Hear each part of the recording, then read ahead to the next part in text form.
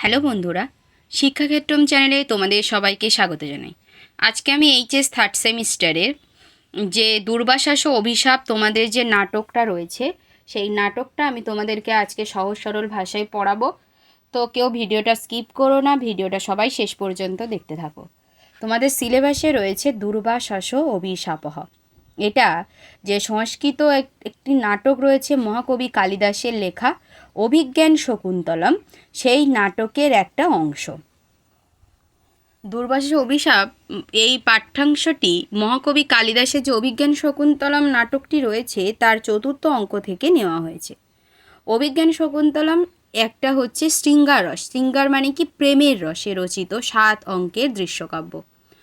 আর এই যে নাটক, সেই নাটকের যে মূল কাহিনী সেটা নেওয়া হয়েছে মহাভারতের শকুন্তলা উপাখ্যান যে অংশটা রয়েছে সেখান থেকে।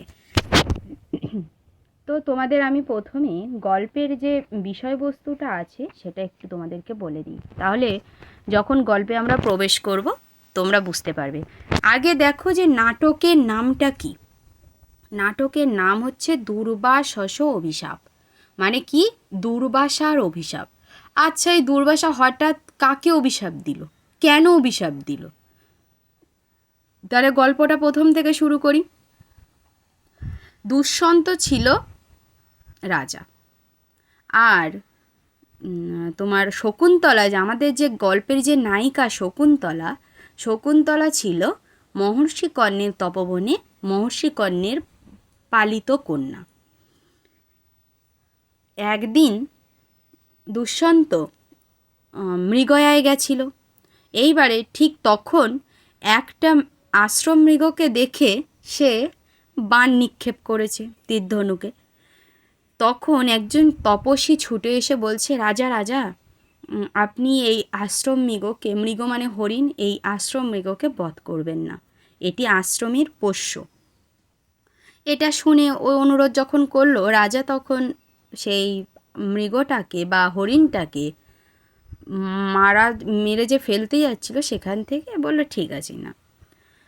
তপস্বী রাজাকে বলল যে আপনার রাজ চক্রবর্তী পুত্র লাভ হবে, এই বলে আশীর্বাদ করল।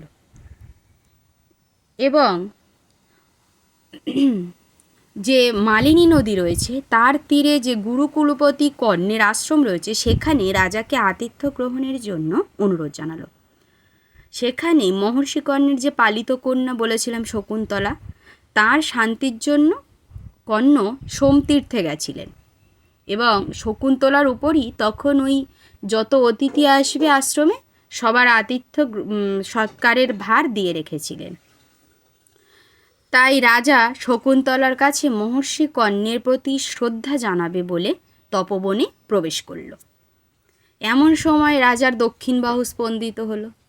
আর আমাদের শাস্ত্রে একটা কথা আছে, কারোর যদি দক্ষিণ হাতে কাঁপন লাগে তাহলে তার নাকি স্ত্রী লাভ হয়, পত্নী লাভ হয়। এবারে রাজা ভাবছে, এই তপবনে আমার সমতুল্য কন্যা কোথায় যে আমার স্ত্রী লাভ হবে। ঠিক তখনই এই চিন্তা করতে করতে দেখল আশ্রমের মধ্যে 3 জন কন্যা। সেই 3 জন কন্যা কি করছে? গাছে জল দিচ্ছে। একজন হচ্ছে শকুন্তলা, আর 2 জন হচ্ছে শকুন্তলার 2 বান্ধবী অনসূয়া আর প্রিয়ংবদা। প্রথম সাক্ষাতে শকুন্তলা আর দুষ্যন্ত একে অপরের প্রেমে পড়ে গেল এবং তাদের প্রেম এতই গভীর হলো যে তারা মহর্ষি কর্ণের আসার অপেক্ষা না করেই গান্ধর্ব মতে 2 জন বিবাহ করে নিল। কে কে বিবাহ করল? তোমার দুষ্যন্ত আর শকুন্তলা। এরপরে ঠিক সেই সময় রাজমাতার যে সংবাদবাহক ছিলেন রাজ্য থেকে, তিনি হচ্ছে রাজমাতার পুত্রপিণ্ড পালন উপবাসে রাজাকে উপস্থিত থাকতে বললেন। এবারে একদিকে নতুন বিয়ে করা বউ আর অন্যদিকে মাতার আদেশ। তো দুষ্যন্ত মায়ের আদেশকেই পালন করার জন্য রাজ্যে ফিরে গেলেন। আর এদিকে শকুন্তলা সদ্য বিবাহিতা, সে কি করবে, সে ওই জন্য তাকে এভাবে ফেলে রেখে গেল। এবার সে তার স্বামীর চিন্তায় বিভোর হয়ে রয়েছে।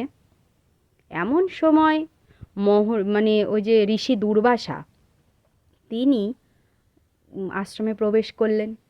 এবারে প্রবেশ করার পরে শকুন্তলার মধ্যে কোনো অতিথি সৎকারের কোনো ভাব দেখলেনই না। দেখলেন শকুন্তলা নিজের চিন্তায় বিভোর। এত বড় একজন ঋষি দুর্বাসা এসেছেন তপবনে, কিন্তু শকুন্তলার তো কোনো হেলদোল নেই, সে তো নিজের মতোই বসে আছে। এটা দেখে দুর্বাসা প্রচণ্ড রেগে গেলেন, অপমানিত বোধ করলেন, দিয়ে শকুন্তলাকে অভিশাপ দিয়েছিলেন যে তুমি যার চিন্তায় মগ্ন আছো সে একদিন তোমাকে ভুলে যাবে।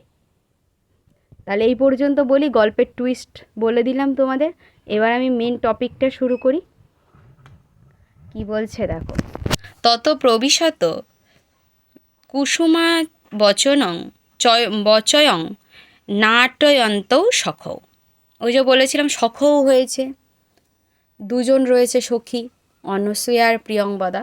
এবার যেহেতু তোমার এটা একটা নাটক, তাই বলছে তারপর পুষ্পচয়ন, ফুল তুলতে তুলতে, ফুল তোলার অভিনয় করতে করতে দুই সখী অনসূয়া এবং প্রিয়ংবদার প্রবেশ করল। অনসূয়া: হলা প্রিয়ংবদে, সখী প্রিয়ংবদা, যদ্যপি গান্ধর্বেন বিবাহ বিধিনা নির্বৃত্য কল্যাণা শকুন্তলানুরূপ ভর্তৃগামিনী সংবৃত্তেতি নিবৃত্তং মে হৃদয়ম। যদিও গান্ধর্ব মতে বিবাহের মাধ্যমে শকুন্তলা যোগ্য স্বামী লাভ করায় আমার মনে আনন্দ হচ্ছে, তথাপি তাবৎ চিন্তনীয়ম, তবুও এ বিষয়ে দুশ্চিন্তা থেকে যাচ্ছে। তখন প্রিয়ংবদা বলছে, কথামিব, সেটি আবার কীরকম দুশ্চিন্তা থাকছে তোমার সখী? তখন অনসূয়া আবার বলছে, অদ্য চ রাজর্ষির হৃষ্টিং পরিসমাপ্য ঋষিভির বিসর্জিত আত্মনো নগরং প্রবিশ্যান্ত পুরসমাগতঃ ইত গতং বৃত্তান্তং সরতি বা নবেতি। আজ সেই রাজর্ষি মানে এখানে কিন্তু রাজা দুষ্যন্তর কথা বলা হয়েছে, যজ্ঞ পরিসমাপ্তির পর ঋষিদের থেকে বিদায় নিয়ে নিজের নগরে বা রাজ্যে গিয়ে অন্তঃপুরচারিণীদের সাথে মিলিত হয়ে এখানকার ঘটনা কি মনে রাখবেন না রাখবেন না? মানে দুষ্যন্ত যে ফেরত যাচ্ছে রাজ্যে তোমার শকুন্তলাকে না নিয়ে, সে কি রাজ্যে ফিরে গিয়ে, সে তো রাজা, সে কি এই একজন তপবনে তপস্বী কন্যা শকুন্তলার সঙ্গে বিবাহের কথা মনে রাখবে নাকি রাখবে না? এটা তারা ভাবছে, অনসূয়া ভাবছে। তখন প্রিয়ংবদা বলছে, বিশ্রদ্ধা ভব, নিশ্চিন্ত হও, নহি তাদৃশ আকৃতি বিশেষা গুণ বিরোধিনো ভবন্তি।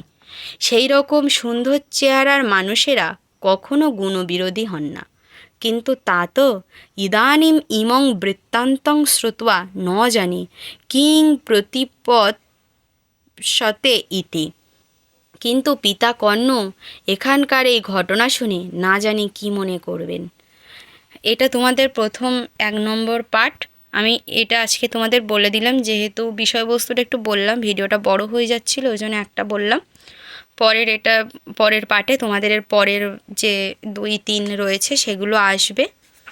তো তোমরা অবশ্যই চ্যানেলটিকে সাবস্ক্রাইব করে রেখো, এবং তোমাদের আর কোথায় কি বুঝতে অসুবিধা হচ্ছে সেটাও তোমরা একটু বলো কমেন্টে, তাহলে আমার সুবিধা হবে পরবর্তী যে স্তবকগুলো রয়েছে সেইগুলো পড়ানোর ক্ষেত্রে।